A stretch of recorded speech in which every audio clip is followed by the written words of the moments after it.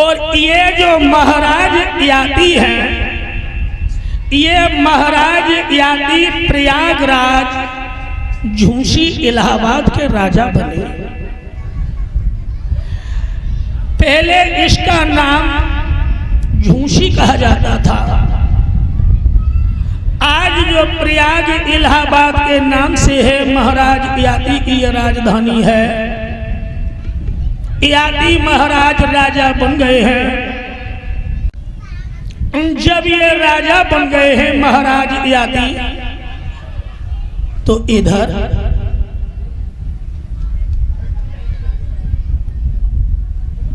शुक्राचार्य की बेटी जिनका नाम है देवयानी और बृहस्पति की बेटी का नाम है शर्मिष्ठा, ये दोनों गुरु शिष्य की बेटियां हैं। इनमें भारी प्रेम है। खाएं तो संग, कहीं जाएं तो संग, नहाएं तो संग, गाएं तो संग।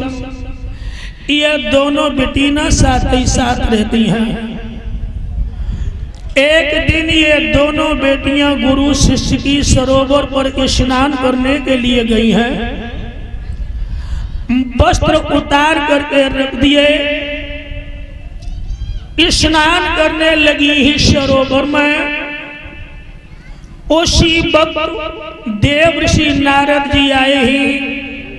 देवयानी कहने लगी, दीदी जल्दी निकलो, नारद जी आ रहे हैं। शर्मिष्ठा बोली, काहे को मरी जा रही, पानी में डूबक लगा जा और तब तक नारद ही निकल जाएंगे। देवयानी बोली, दीदी नारद मन के मौजी हैं, उनके मन में कहूँ आई गई, वो यही महुअर बजाने लगे। ये दोनों बेटी ना जल्दी निकलिए, जल्दी में कपड़न की अदला बदली हो गई। शर्मिष्ठा वाले वस्त्र देवयानी ने पहन लिए हैं और देवयानी वाले वस्त्र शर्मिष्ठा ने पहन लिए हैं। शर्मिष्ठा की जैसी दृष्टि पड़ी है, कहने लगी, गए भिख मंगे की औलाद, तेरी इतनी हिम्मत, मुझ राजा की बेटी के वस्त्रों को तूने पहन लिया। देवयानी कहने लगी, कहे शर्मिष्ठा, और राजा की बेटी होगी अपने घर की, यहाँ तो हम सब बराबर है। अरे कपड़ों की अदला बदली हो गई तो ये कोई बड़ी बात नहीं। शर्मिष्ठा ने आगे बढ़ के देवयानी के गाल में ताकती से तमाचा मारा है। देवयानी कहने लगी कि शर्मिष्ठा, तुमने मेरे गाल में तमाचा मार दिया, अब आगे बढ़ने की कोशिश मत करना। शर्मिष्ठा ने देवयानी के गाल में फिर ताकती से तमाचा मारा। तमाचे का जवाब देवयानी ने भी तमाचे से ही दिया है। अब तो वह सरोवर में जब झगड़ा बढ़ गया, शर्मिष्ठा ने देवयानी की उंगलियों में अपनी उंगली फंसाई है। इतना मरोड़ा है कि देवयानी पीछे की ओर हट गई। बोली, दीदी पीछे कुआं है, पीछे कुआं है, मैं कुएं में गिर जाऊंगी। शर्मिष्ठा ने तब तक नहीं छोड़ा, देवयानी कुएं में गिर पड़ी।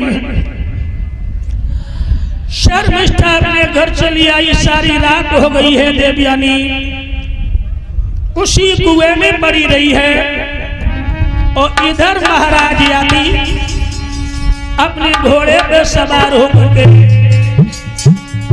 राजस्थान की सीमा को देख करके लौट रहे थे।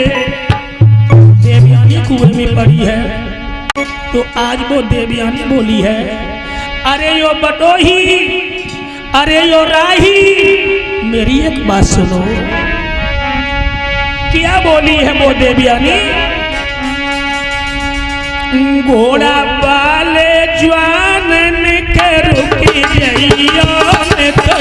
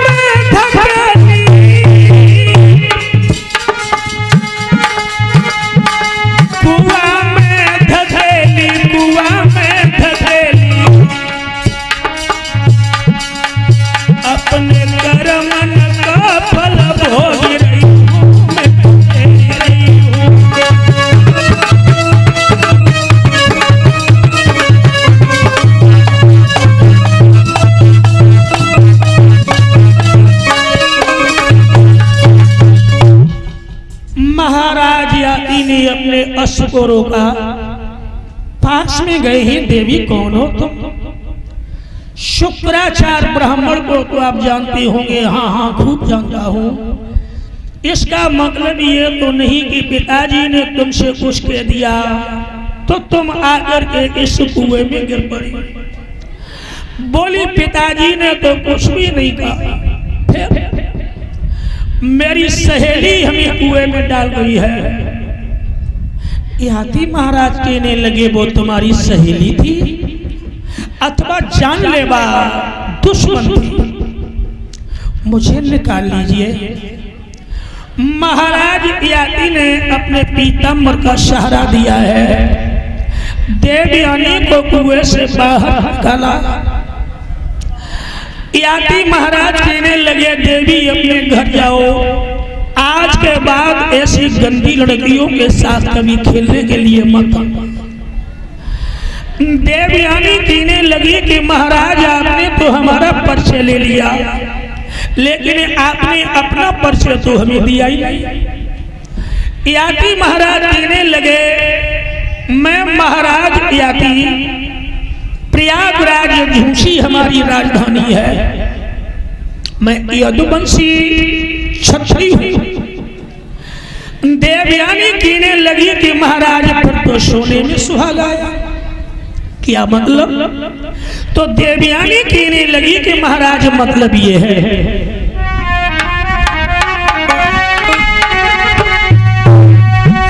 कि मोए कुआं से तुमने निकालो है। महाराज मोए कुआं से तुमने निकालो है, और पकड़ी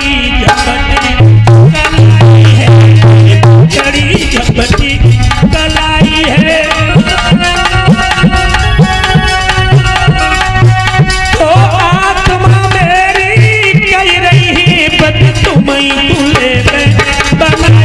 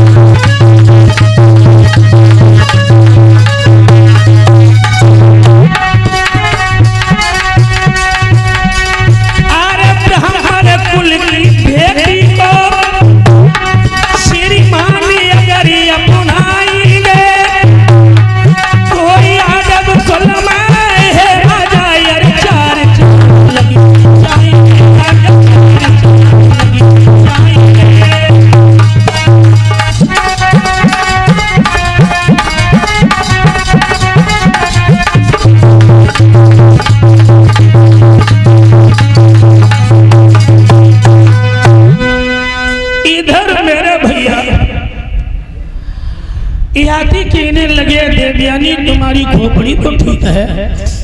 हाँ महाराज, मैं यादव जाति का लड़का हूँ और तुम एक ब्राह्मण की कन्या, तुम्हारे साथ में ये विलोम शादी कैसे हो सकती है? देवयानी कहने लगी नहीं महाराज, आप हमें स्वीकार कर लीजिए। याती महाराज कहने लगे कि देवयानी हटो पीछे,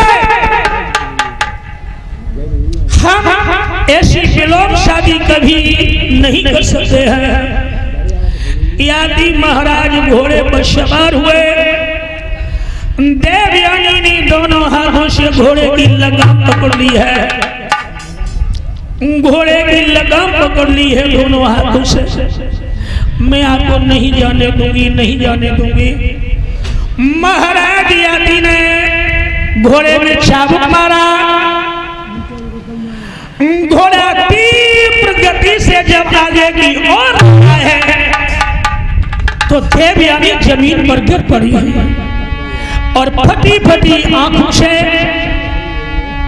आज महाराज याति की ओर देखने लगी हैं। ये हमारे शिष्य हैं जो नरेश चंद्र जी ग्राम गदौली से आए हुए हैं। भगवान बेटा को दीर्घ आयु प्रदान करें। और देवयानी ने बस इतना ही कहा कि महाराज बाई छुड़ाई जात हो तो मन बल जान की।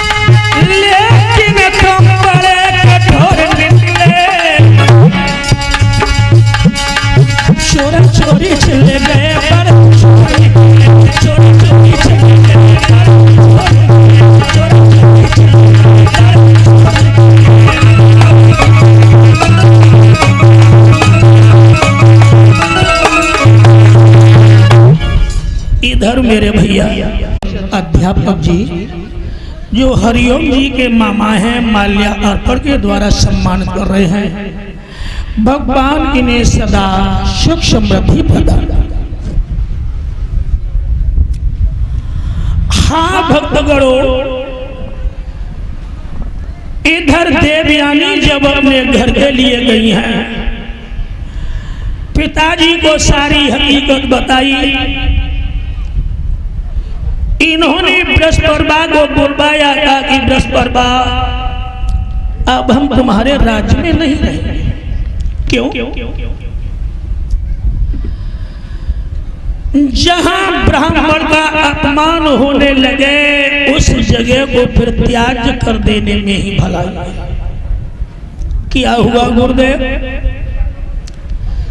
तुम्हारी बेटी ने हमें भिखमंगा बताया, अब हम तुम्हारे राज्य से निकल करके जा रहे हैं। बृहस्पतिबा कहने लगा कि गुरुदेव मेरे राज्य में से निकल करके मत जाओ। मुझे माफ कर दीजिए। उसी वक्त शुक्राचार्य कहने लगे हैं बृहस्पति, अगर हमें रखना चाहते हो तो मेरी एक शर्त है, मैं अपनी बेटी देवयानी का जिस जगह पर विवाह करूं और तुम्हारी बेटी शर्मिष्ठा मेरी बेटी के साथ में दासी बन करके यदि जाए तो हम तुम्हारे राज्य में रुक सकते हैं। बृहस्पति ने यह शर्त स्वीकार कर ली है कि गुरुदेव मेरे राज्य में से निकल करके मत आओ।